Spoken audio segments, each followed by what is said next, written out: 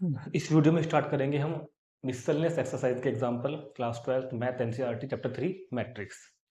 तीन ही एग्जांपल हैं new NCERT book के अकॉर्डिंग, एग्जांपल नंबर 23, 24, 25।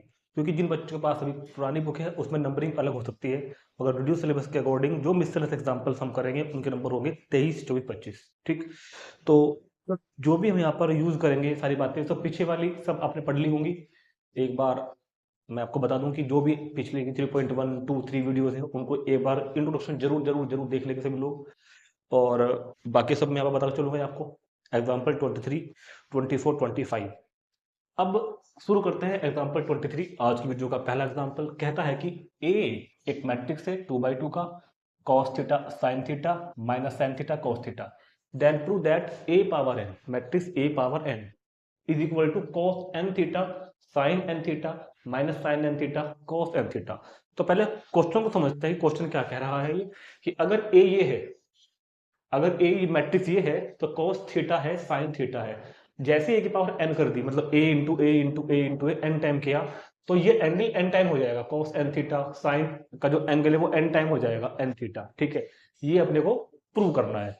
तो इस क्वेश्चन को हम ऐसे नहीं करेंगे कि कैसे नहीं करेंगे कि मैं बैठ के ए की मल्टीप्लाई ए में करूंगा तो ए स्क्वायर आ जाएगा, फिर क्यूब 3 में करूंगा तो ए क्यूब आ जाएगा, ऐसे बैठ के एन बार तक करूंगा तो ए की पावर एन आ जाएगा। नहीं, इसका एक तरीका है, उसे बोलते हैं मैथमेटिकल इंडक्शन।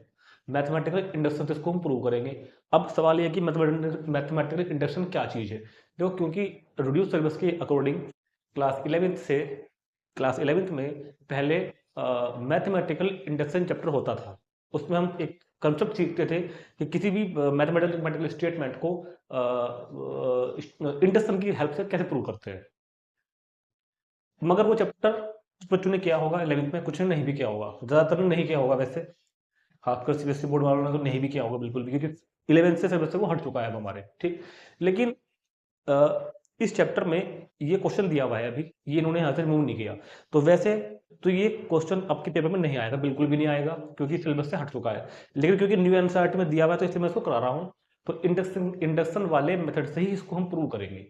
अब इंडक्शन वाला मेथड ये होता था कि जिस बात को प्रूव करना है ना उसको पी एन मान लो। पी एन, पी एन मतलब होता है स्टेटमेंट, ऐसा मान सकते हैं स्टेटमेंट होता है कोई। इस स्टेटमेंट को पहले हम n इज इक्वल टू 1 के लिए प्रूव करके दिखाएंगे।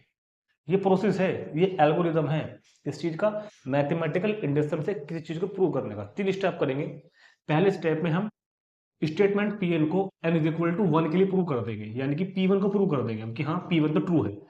फिर सेकंड स्टेप में हम इस स्टेटमेंट को k के लिए भी ट्रू मान लेंगे। प्रूव नहीं करेंगे, मान लेंगे कि ये k के लिए ट्रू है, यानी कि पी के जहां एन हम के रख देंगे ना, यानी कि पी के ट्रू है। और अब इसकी हेल्प लेते हुए इसी स्टेटमेंट को इसकी हेल्प लेते हुए इसी स्टेटमेंट को k+1 के लिए भी ट्रू करके दिखाएंगे। मतलब इस चीज को हम प्रूव करके दिखाएंगे। पहले 1 के लिए प्रूव करके दिखाएंगे, फिर k के लिए मान लेंगे, और k वाला जो माना है ना उसकी हेल्प से k+1 के लिए प्रूव कर देंगे। तो इसको बोलते हैं मैथमेटिकल इंडक्शन का रूल, कि किसी भी चीज को पहले n इज इक्वल टू 1 के लिए प्रूव करके दिखाओ, n is equal to k के लिए उसको ट्रू मान लो, और इसकी हेल्प से n is equal to k+1 के लिए भी प्रूव करके दिखाओ। तो ऐसा करने पर बाय मैथमेटिकल इंडक्शन हमारा स्टेटमेंट ऑल नेचुरल नंबर के लिए ट्रू हो जाता था। ये क्लास 11 का प्रोसेस था। फिलहाल इतनी डिटेल में आपको मैं क्वेश्चन पूरा समझा देता हूँ, वैसे आपके एग्जाम में आएगा भी नहीं। ठीक, तो फिलहाल जो क्वेश्चन लिखा हुआ है, A is equal to matrix क्या दिया हुआ है, ए इज इक्वल टू, इसको हम पीएन मान लेते हैं, लेट पीएन, ये है ए इज इक्वल टू कितना, cos theta sine theta minus sine theta cos theta. ठीक है, PN is equal to A cos theta sine theta minus sine theta cos theta. अब क्या प्रोसेस बताया, पहले एन इज इक्वल टू 1 के लिए, for N is equal to 1 के लिए ट्रू करके दिखाओ। For N is equal to 1, तो P1 क्या बन जाएगा, P1, जहां भी इसमें n है वहां 1 1 रख दो। तो अब वहां तो कोई n है ही नहीं, तो ये तो सेम टू सेम ऐसे ही निकल के आ जाएगा ना। तो a इज इक्वल ए की पावर 1 मतलब भाई हमको a की पावर n के लिए करना है ना, तो a की पावर n की वैल्यू 1 रख दी मैंने। यहाँ पे कहीं n रखने के लिए है ही नहीं। cos theta sine theta minus sine theta cos theta. ठीक है, तो ये क्या बन के आया, तो ये बन के आया मेरे पास cos theta A is equal to sine theta, तो minus sine theta cos theta. तो मतलब क्या हुआ कहने का, मतलब ये हुआ कि n is equal to one के लिए, for n is equal to one के लिए एक वैल्यू ये आ गई। ठीक, तो मतलब पी एन इज ट्रू, मतलब P N is true for n is equal to one. तो हमने एक स्टेप पूरा कर दिया कि हमने पी एन को n is equal to one के लिए तो ट्रू कर दिया। थोड़ा अजीब लगेगा क्योंकि आप पहली बार कर रहे हो और आखिरी बार भी कर रहे हो। ठीक है, अब इसको करेंगे हम n is equal to K के लिए। Let P N is true, let P N is true for n is equal to K. n is equal to के लिए हमने इसको ट्रू मान लिया, इंप्लाइज दैट पी के, जहां n वहां पर के रख देंगे ना, दैट इज पी के सच दैट ए पावर के, जहां पे n वहां पर के रख देंगे, दैट इज ए पावर के। तो ये क्या बन के आएगा, कॉस के थीटा साइन के थीटा माइनस साइन के थीटा कॉस के थीटा। इसको हमने मान लिया, ये होगी फर्स्ट। ठीक, तो सेकंड स्टेप में क्या करते हैं, स्टेटमेंट को n इज इक्वल टू के लिए ट्रू मान लेते हैं। तो हमने कहा कि let P N is true for n is equal to K, यानी कि पी के मतलब a की पावर के इज इक्वल टू जहां जहां n था वहां के रख दिया, इक्वेशन सच बना लिया। अब इसकी हेल्प से इस इक्वेशन की हेल्प से हम इसको k प्लस वन के लिए प्रूव करेंगे। Now we shall show that, now we shall show that Pn is true for n is equal to k plus one. अब हम क्या प्रूव करेंगे कि ये statement n is equal to k plus one के लिए भी ट्रू है। तो अभी हुआ नहीं, अभी करना है। ठीक, तो क्या करना है हमको, p k plus one, p कितना, k plus वन, पी के प्लस वन, पी के प्लस वन सच दैट क्या हो जाएगा, ए के प्लस ए की पावर के प्लस वन। जो स्टेटमेंट पी के प्लस वन है, जहां एन है वहां पर क्या रख देंगे, के प्लस वन। अब क्या हम इसको ऐसे लिख सकते हैं क्या, ए की पावर के इंटू वन, ए पावर के प्लस वन को अलग अलग कर लिया हमने, ए की पावर के इंटू ए। अब ए की पावर के कहाँ है, ये रहा फर्स्ट में, ये रहा ए पावर के कितना है, कॉस के थीटा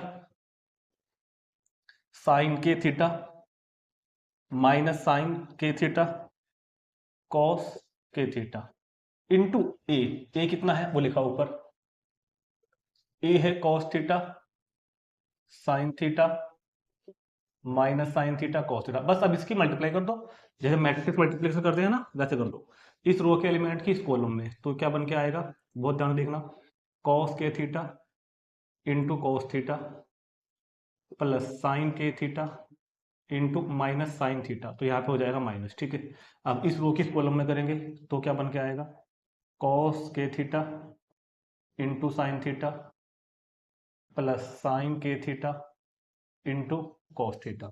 अब इस रो की इस कॉलम में करेंगे तो माइनस साइन के थीटा कॉस के थीटा माइनस साइन के theta into cos theta minus cos के थीटा इंटू साइन थीटा। अब इस रो की इस कॉलम में करेंगे तो माइनस साइन के theta into sine theta plus cos के थीटा इंटू कॉस थीटा। तो ये हमने इनकी मल्टीप्लाई कर दी। अब बहुत ध्यान से सुनना क्योंकि जगह कम है, तुम थोड़ा सा समझाने की कोशिश करूंगा, वैसे समझ सकते हो आप। अगर देखें ना बहुत ध्यान से, तो ये कोस ए कोस बी माइनस साइन ए साइन बी, कोस ए कोस बी माइनस साइन ए साइन बी। तो ये फॉर्मूला बन रहा है कोस ए प्लस बी का, क्लास 11 में था, कोस ए प्लस बी का, कोस ए प्लस बी बन गया ना, कोस ए प्लस बी का। ये भी देखो आगे पीछे एडजस्ट करके अगर मैं इसको यहां से पढ़ूं, साइन ए कॉस बी प्लस कोस ए साइन बी, टर्म्स आगे पीछे तो हो रही हैं, बात तो वही है, साइन ए कोस बी प्लस कोस ए साइन बी। तो ये बन जाएगा साइन ए प्लस बी का साइन के थीटा प्लस थीटा। यहां से माइनस साइन कॉमन ले लो, माइनस कॉमन ले लिया, माइनस कॉमन लेके फिर इसको आप यहां से पढ़ो, cos K theta sine theta plus sine के थीटा कोस थीटा। तो ये कोस ए माइनस बी का फॉर्मूला बन गया, साइन का sorry sine A plus B का फॉर्मूला बन जाएगा, sine A plus B sine के थीटा प्लस थीटा। ऐसे ही ये वाला यहां से पढ़ो, कॉस थीटा कॉस के theta cos theta minus sine के थीटा साइन थीटा। तो ये कॉस ए प्लस बी का बन गया। ठीक, और फाइनली जब थीटा कॉमन लेंगे ना तो थीटा कॉमन लेंगे तो cos k plus 1 theta sine k plus 1 theta minus sine k plus 1 theta cos k plus 1 theta. तो हमने क्या प्रूव करा? देखो मैंने उसी बात को k प्लस 1 के लिए प्रूव कर दिया। मैंने आपको स्टार्टिंग में बताया था ना कि पहले हम स्टेटमेंट को n इज इक्वल टू 1 के लिए प्रूव करेंगे, n is equal to k के लिए मान लेंगे और n is equal to k plus 1 के लिए ही प्रूव करेंगे। तो पहले हमने स्टेटमेंट को n इज इक्वल टू 1 के लिए प्रूव करके दिखा दिया, फिर n is equal to k के लिए माना, ये माना k के लिए और ये क्वेश्चन बना दी। फिर n is equal to k plus 1 के लिए, यहाँ से बात है ना, n is equal to k plus 1 के लिए भी देखो वही चीज जो n में लिखी हुई है, वो चीज जो n में लिखी हुई है वो k प्लस 1 में आ गई। क्या? cos n theta, n means k plus 1, cos k plus 1 theta sine k plus 1 theta minus sine k plus 1 theta cos k plus 1 theta. तो इस एल्गोरिथम को बोलते हैं मैथमेटिकल इंडक्शन, कि किसी स्टेटमेंट को n इज इक्वल टू 1 के लिए प्रूव करके दिखा दो, k के लिए मान लो और इसकी हेल्प से k प्लस 1 के लिए भी प्रूव करके दिखा दो। ऐसा करने पर हम बोलते हैं कि गिवन स्टेटमेंट, क्या लिखेंगे यहाँ पे हम, सो गिवन, क्या लिख दूं, सो गिवन स्टेटमेंट Pn, मतलब जो दी गई बात है ना, so given statement Pn is true, is true for every n belongs to n। तो गिवन स्टेटमेंट जो है वो हर नेचुरल नंबर के लिए ट्रू है। दैट इज हमने प्रूव कर दिया कि a पावर n की वैल्यू क्या हो जाएगी हर नेचुरल नंबर के लिए, cos n theta sine n theta minus sine n theta cos n theta. यही हमको यहाँ पर प्रूव करना था। तो यहां तक का सॉल्यूशन आपको क्वेश्चन में देना है लिखकर, इतना ठीक। तो वैसे तो मुझे पता है थोड़ा अजीब सा लगा होगा क्योंकि हमने इंडक्शन टॉपिक 11 में नहीं किया था, क्वेश्चन इन्होंने दिया हुआ है तो मैंने करा दिया। वैसे हाँ आएगा नहीं, फिर भी नोट कर लेंगे इसको एक बार। एग्जाम्पल 24 में कहता है कि if A and B are symmetric matrix, A और बी दोनों सिमेट्रिक मैट्रिक्स हैं, सेम ऑर्डर के, दोनों का ऑर्डर सेम है, दोनों सिमेट्रिक मैट्रिक्स हैं। A and B are symmetric matrix of the same order. तो सिमेट्रिक मैट्रिक्स मतलब जिसका ट्रांसपोज उसी के इक्वल होता है। A and B are symmetric matrix of the same order, तो A dash is equal to A और B dash is equal to B. अब पहले क्वेश्चन को समझना है कि को करने के लिए क्या बोल रहा है हमसे। क्वेश्चन में करना ये है हमें, दो पार्ट का क्वेश्चन होगा। देखो यहाँ एक वर्ड लिखा हुआ है if and only if. If and only, if and only if का मतलब ये होता है रिवर्स में भी प्रूव करना है। मतलब ये है कि then show that AB is symmetric if and only if A and B is commute। commute मतलब AB is equal to B। Question ये है, ये चीज तो गिवन है, ये चीज तो गिवन है कि A और B सिमेट्रिक मैट्रिक्स हैं ऑफ द सेम ऑर्डर। अगर A और B जो सिमेट्रिक मैट्रिक्स है तो A dash is equal to A के होगा और B dash is equal to B के होगा। प्रूव ये करना है कि A B सिमेट्रिक होगा अगर A और B कॉम्यूट है, और फिर ये प्रूव करना है कि A और B कॉम्यूट है तो A B सिमेट्रिक होगा। नहीं समझ में आई बात? If and only, if and only if का मतलब रिवर्सिबल भी होता है। हमारा काम प्रूव, अच्छा कॉम्यूट का मतलब समझ रहे हैं ना, कॉम्यूटेटिव लॉ फॉर मल्टीप्लीकेशन, कि A B is equal to B A. अगर मैट्रिक्स ए बी, ए और बी की मल्टीप्लाई बी और ए की मल्टीप्लाई के इक्वल आ गई तो हम बोलते हैं कि ए और बी दोनों कॉम्यूटेटिव है। लेकिन इस वैसे ए और बी की मल्टीप्लाई कॉम्यूटेटिव नहीं होती, हमने पहले पढ़ा था। लेकिन वो बोल रहे हैं क्वेश्चन में कि प्रूव करना है कि ए बी, यहां पर प्रूव क्या करना है कि ए बी सिमेट्रिक होगा, इस बात का यूज करते हुए ए बी को सिमेट्रिक, ए इंटू बी को सिमेट्रिक प्रूव करना है जब ए और बी कॉम्यूटेटिव है। और यहां पर ए और बी को कॉम्यूटेटिव प्रूव करना है जबकि ए और बी सिमेट्रिक है। ठीक है, और ये बात ऊपर गिवन है कि ए और बी खुद भी सिमेट्रिक है। ठीक, समझ में आ गई बात? चलो जी, तो प्रूव करना है कि ए बी इज सिमेट्रिक, इसको प्रूव करना है। इस बात का यूज कर सकते हो, ऊपर वाले का भी यूज कर सकते हो दोनों पार्ट में। ठीक, तो ए बी को सिमेट्रिक प्रूव करने के लिए क्या करेंगे, ए बी का ट्रांसपोज फाइंड करेंगे। कोई मैट्रिक्स सिमेट्रिक कब आता है, जब उसका ट्रांसपोज उसी के इक्वल आ जाए। ठीक है ना, तो ए बी डैश क्या हो जाएगा, ए बी डैश हो जाएगा बी डैश ए डैश। ये प्रॉपर्टी मैंने पहले पढ़ी थी। अब हमको ए बी को सिमेट्रिक लाना है, इस बात का यूज करना है। ठीक है, तो बी डैश ए डैश ये कैसा है, रिवर्सिबल प्रॉपर्टी से बी डैश की वैल्यू ऊपर से देख के क्या आ जाएगी बी, ए डैश कितना आ जाएगा ए, ये गिवन है। अब क्योंकि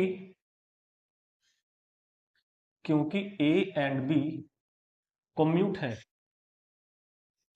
कॉम्यूट मतलब ए बी की multiply is equal to B A की मल्टीप्लाई। तो इस बी की जगह हम क्या ले सकते हैं, ए बी। तो इन तीनों में प्रॉपर्टी यूज हुई है, यहाँ पर रिवर्सिबल प्रॉपर्टी यूज हुई है। बी डैश की जगह बी कहाँ से आया, वहां से। ए डैश की जगह पे ए कहाँ से आया, वहां से। और यहाँ पे हमने ये वाली बात यूज कर ली, तो हमने ए बी का ट्रांसपोज ए बी के इक्वल ला दिया ना। तो क्योंकि हमने A B transpose is equal to A B के ला दिया, so A B is symmetric. तो ए बी इज सिमेट्रिक। तो अभी क्वेश्चन का फर्स्ट पार्ट कंप्लीट हुआ है कि हमने ए बी को सिमेट्रिक प्रूव किया है इस बात पे यूज करते हुए। अब उल्टा करेंगे, अब इसको प्रूव करना है ए बी को सिमेट्रिक मानते हुए। तो ए बी को कम्यूट प्रूव करना है। ए बी को कम्यूट प्रूव करने का मतलब क्या है, ए बी लेके चलना है और बी लाकर दिखाना है। कम्यूटेटिव प्रॉपर्टी प्रूव करनी है ना, A B is equal to B लाना पड़ेगा। तो ए बी लेके चलते हैं। ए बी में एक काम करो, इस एक जगह क्या रख सकते हैं, ए डैश, और बी की जगह क्या रख सकते हैं, बी डैश। ठीक है, ए बी जगह पे क्या आ गया, ए डैश, और बी की जगह पे कितना आ गया, बी डैश। या ऐसा कर लो, ए बी को ऐसा मत लिखो, ए बी को लिखो ए बी का होल डैश। ए बी को लिखो ए बी का होल डैश। क्यों, क्योंकि ए बी इज सिमेट्रिक, क्योंकि ए बी सिमेट्रिक दे दिया हुआ है भाई। तो अगर ए बी सिमेट्रिक है तो ए बी अपने ट्रांसपोज के इक्वल तो होगा। अब इस पर रिवर्सिबल लॉ लगाओ, ए बी डैश हो जाएगा बी डैश ए डैश, रिवर्सल लॉ से। और अब बी डैश की जगह पर बी, ए डैश की जगह पर ए। तो A B is equal to B आ गया। तो implies that A B is equal to B A, और A B is equal to B A का मतलब क्या हुआ, A and B is commute, A and B is commute. तो A और बी जो है दोनों कम्यूटेटिव है। ये क्वेश्चन हमको प्रूव करना था। तो दोबारा बता देता हूँ एक बार, ये तो दोनों बातें गिवन थी दोनों पार्ट के लिए। ठीक है, इफ एंड ओनली इसका मतलब ए बी को सिमेट्रिक प्रूव किया, ए और बी को कम्यूटेटिव मानते हुए। उसके बाद ए और बी को कम्यूटेटिव प्रूव किया, ए बी को सिमेट्रिक मानते हुए। ठीक है, चलते हैं लास्ट एग्जांपल पर। Example 25, let A is equal to 2/2 का मैट्रिक्स दिया हुआ है, बी भी एक 2/2 का मैट्रिक्स है, सी भी एक 2/2 का मैट्रिक्स है। ये ए है, ये बी है, ये सी है। एक मैट्रिक्स डी इस तरह फाइंड करना है कि सी इंटू डी की मल्टीप्लाई माइनस ए और बी की मल्टीप्लाई, और क्या है, जीरो मैट्रिक्स ओ। ठीक है, तो सी इंटू डी माइनस ए इंटू बी बराबर जीरो आना चाहिए। तो हमको डी फाइंड करना है। तो पहले एक बात सोचनी पड़ेगी कि हमको जो डी फाइंड करना है ना, वो किस ऑर्डर का होगा। हमको डी फाइंड करना है तो ये जरूरी नहीं है कि बी 2/2 का ही होगा, हो सकता है, नहीं हो सकता। तो हमको पहले चेक करना पड़ेगा। देखो, सी क्या किस ऑर्डर का है, 2/2 का। यहाँ पर डी फिलहाल आपको पता नहीं किस ऑर्डर का है, तो हमने कहा कि m/n ऑर्डर का है, मान लिया हमने मिनट के लिए। माइनस ए किस ऑर्डर का है, 2/2 का, और बी भी किस ऑर्डर का है, 2/2 का। ठीक, तो सी की मल्टीप्लाई डी में करनी है, तो मतलब दो मैट्रिक्स की मल्टीप्लाई कब होती है, जब इस वाले में नंबर ऑफ कॉलम और इस वाले में नंबर ऑफ रो इक्वल हो। तो मतलब ये तो पता चल गया हमको कि m की वैल्यू तो 2 होनी पड़ेगी। सी और डी की मल्टीप्लाई को डिफाइन होने के लिए m की वैल्यू 2 ही होनी पड़ेगी। ठीक, और जब ये सी डी बन के आएगा तो वो किस ऑर्डर का आता है, याद करो, 2/n का। वो किस ऑर्डर का आता है, ये बाई ये का। ठीक, इसमें से हमको इस मैट्रिक्स को माइनस करना है। दो मैट्रिक्स को माइनस कब करते हैं, जब वो सेम ऑर्डर के होते हैं। ए बी 2/2 का हो जाएगा, सी डी में से ए बी माइनस तभी तो होगा जब जितना ऑर्डर ये वाला है और उतने ऑर्डर ये वाला होगा। तो मतलब एन कितना होना चाहिए, 2 का। इस तरह पहले हमने ये पता लगाया कि मैट्रिक्स डी भी 2/2 का ही होगा। ठीक है, पहले ये फाइंड करना जरूरी है कि मैट्रिक्स डी किस ऑर्डर का होगा। तो वहां लिखेंगे hair the order of matrix D, the order of matrix D is 2/2। तो मैट्रिक्स डी का ऑर्डर हमने 2/2 लगाया, फाइंड किया इस इक्वेशन को डिफाइन पूरी अच्छी तरह से डिफाइन होने के लिए। ये सब काम करके दिखाने की कोई जरूरत नहीं है। अब जब डी 2/2 का है तो let D is equal to, ये मान लो ए बी सी डी, ये हमने डी मान लिया। अब वो इक्वेशन लो वहां से, इक्वेशन क्या है, C D minus A B is equal to O. C matrix कितना हो गया, सी मैट्रिक्स हो जाएगा 2 5 3 8। डी मैट्रिक्स कितना हो गया, A B C D, minus A matrix कितना हो गया, 2 - 1 3 4, और बी मैट्रिक्स हो जाएगा 5 2 7 4 इज इक्वल टू ओ। ओ मतलब जीरो मैट्रिक्स। अब मल्टीप्लाई करो, मैट्रिक्स मल्टीप्लीकेशन 2 5 की इसमें हो जाएगी, तो 2a प्लस 5c, इस वाले में करो 2b प्लस 5d, इस रो की इस कॉलम के एलिमेंट में करेंगे 3a प्लस 8c, इस रो की इस वाले में करेंगे 3b प्लस 8d, माइनस इन दोनों की करो 2 5 जा 10 माइनस 7, 2 2 जा 4 माइनस 4, 3 5 जा 15 माइनस 28 और 3 2 जा 6 minus 16 is equal to O. अब इसमें से ये वाला माइनस होगा, मैट्रिक्स में से माइनस करेंगे तो 2a प्लस 5c माइनस, और ये कितना बनेगा 3 माइनस 3, इस एलिमेंट में 2b प्लस 5d माइनस 0 मतलब छोड़ दो बस, है ना। तो यहाँ पे क्या हो जाएगा 3a plus 8c minus 15 minus 28 minus के 13 तो प्लस के 13, और यहाँ पे हो जाएगा 3b प्लस 8d माइनस 6 में 16 गई माइनस 10 तो प्लस 10, और is equal to zero matrix. Zero matrix कितना होता है, उसी ऑर्डर का जिस ऑर्डर का हमारा क्वेश्चन चल रहा है। तो हमने क्या करा, लेफ्ट हैंड साइड को सी डी की मल्टीप्लाई करी, ए बी की मल्टीप्लाई करी, सी डी में से ए बी को मैच करके लिख दिया इज इक्वल टू ओ। अब इक्वलिटी ऑफ टू मैट्रिक्स,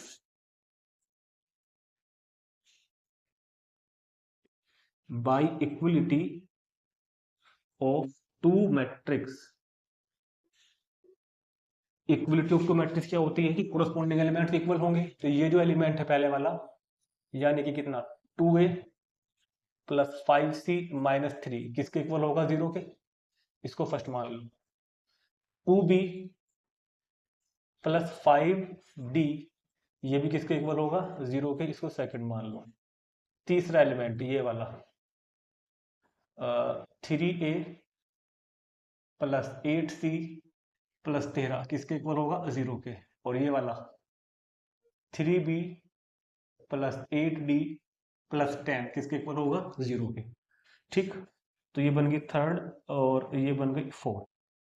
अब हमें ये चारों इक्वेशन सोल्व करनी है ABCD, और वैल्यू फाइंड करनी है ABCD की, वही हमारे क्वेश्चन का आंसर। यहाँ पे लगा रख देंगे ABCD की वैल्यू तो मैट्रिक्स से निकल के आ जाएगा। तो पहले हम सोल्व करेंगे फर्स्ट को और थर्ड को, ये फर्स्ट भी ए और सी में है, थर्ड भी ए और सी में है। So solving first and third, 2a plus 5c minus 3 is equal to 0, ये फर्स्ट, और 3a plus 8c plus 13 is equal to 0, ये सेकेंड। क्या एलिमिनेट करूं, हम a को एलिमिनेट करना चाहते हैं तो a को इसको मल्टीप्लाई करो 3 से, इसको मल्टीप्लाई करो 2 से, और इनको सब्ट्रैक्ट कर दो, बस घटा दो। तो 6a, ये भी 6a कैंसिल, 3 5 जा 15c और 8 दूनी 16c माइनस 9 माइनस के 26 और इज इक्वल टू 0। ठीक है,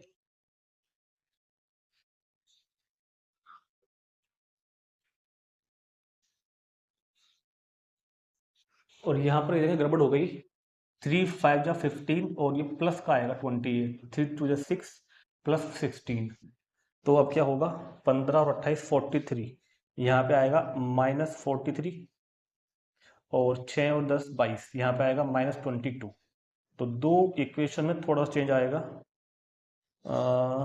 8c, एक तो यहाँ पे हो जाएगा माइनस 43 और इस वाली में माइनस 22, तो माइनस 43, तो अब ये प्लस हो जाएगा, ठीक है, और इधर प्लस 86। चलो, तो 15 माइनस 16 तो सी 86 माइनस के 9 तो 77, तो सी की वैल्यू आ जाएगी मेरे पास कितनी 77, तो सी इज इक्वल टू 77। सी की वैल्यू पुट करना फर्स्ट में, ए आ जाएगा, फिलहाल मैं देख के लिख रहा हूँ। सी की वैल्यू 77 जब यहाँ पर रखोगे ए कितना आएगा माइनस 191, और ऐसे ही सोल्व कर लेंगे बिल्कुल सेकंड और फोर्थ को, तो बी और डी आ जाएंगे। ये कोई बड़ा काम नहीं है, 10th में किया हुआ है, इसमें ऐड कर रहा हूँ। Solving second and fourth, solving करोगे सेकंड को और फोर को, तो बी तो कितना आएगा, बुक में देख लेते हैं। बी आएगा माइनस 110, बी माइनस 110 और डी 44, D44। तो इस तरह से ABCD चारों वैल्यू आ गई, और ABCD की वैल्यू पुट कर देंगे लाके यहाँ पर, मैट्रिक्स D निकल के आ गया मेरे पास। तो matrix D is equal to element A कितना आया -191, B कितना आया B माइनस के 110, C 77 और D 44। ठीक, तो यही हमारे क्वेश्चन का आंसर कि मैट्रिक्स D। ठीक है, तो बस ये एक्सरसाइज मिसलेनियस सॉल्यूशन के एग्जाम्पल कंप्लीट हो जाते हैं, और बिल्कुल ऐसे ही क्वेश्चन हम करने वाले हैं नेक्स्ट वीडियो में मिसलेनियस एक्सरसाइज चैप्टर 3 में। उसमें हमारे पास न्यू एनसीईआरटी के अकॉर्डिंग 11 क्वेश्चन है। तो मिलते हैं नेक्स्ट वीडियो में मिसलेनियस एक्सरसाइज के सॉल्यूशन में। ये